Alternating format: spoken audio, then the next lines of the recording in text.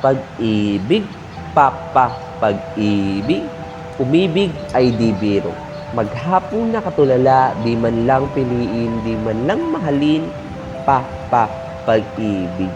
Ano ba talaga ang pag-ibig? Kaya minsan nangarap akong magkaroon ng malapiritil na eksena kung saan ako ang prinsipe at ikaw ang prinsesa na handang mamatay makapiling ka lang.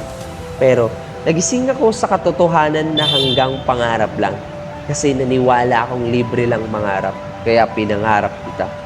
Kahit bigyan pa kita ng paulit-ulit na mga bouquet ng rosas o isang pack ng chocolate, Goya pang tatak, branded, kasi may value ka. Pero ang ending, ako pa rin ang kumain nito. Alam mo bang pinangarap ko rin mangyari ang maglakad tayo sa pasilyo ng simbahan tungo sa altar at sabay nating aawitin na ikaw at ikaw, ikaw at ikaw, habang hawak ang iyong kamay, kaso baka makapiright. At bigla, na lamang nagising sa panaginip, ako pala'y nahihibang lamang dahil may mahal kang iba. Kaya sana mahalin mo rin ako, kaya sana pansinin mo rin ako, kaya sana piliin mo rin ako, dahil pangako, magiging sunod-sunuran mo rin ako gaya ni Marcos. Pero, teka, hindi ba kayo nagtataka kung bakit kailangan pang umibig kung masasaktan lang din naman? Kaya kung gusto mo masaktan, umibig ka lang. May sagot ba ang kahulugan ng pag-ibig dahil ang kahulugan ng pag-ibig hindi itong mga tula ni Juan Miguel Severo na nagpapakamartir sa pag-ibig. Hindi rin ito tula ni Carlo Hormilia na adik ako, adik sa'yo.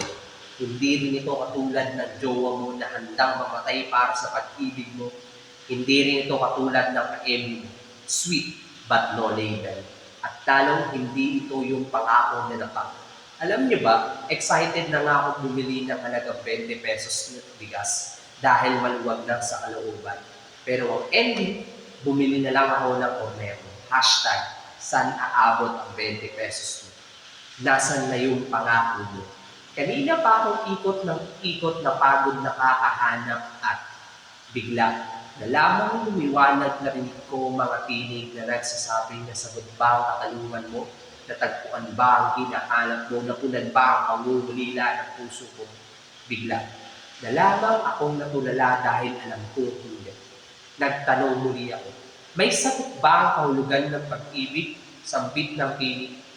Oo at sigurado dahil namatay siya doon sa krus ng Kalbaryo noong tayo'y makasalanan pa, umiibig ka dahil inibig ka muna niya. Kaya kung maghahanap at hahanapin naman ang kahulugan ng pag-ibig, si Jesus ang ebidensya.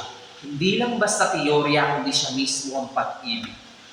Kaya sa mga manunula at tagapakinig, ang gusto ko lang din sabihin, nawa, ang pagtula ay di na masira ng maling pag-ibig, maling paniniwala, maling prinsipyo, maling panamamahala. Kaya, kung mamamatay ka man, huwag sa nagtukhang o dahil ng laban, kundi mamatay ka ng may pakinabang sa Diyos, sa tao, at sa bayan.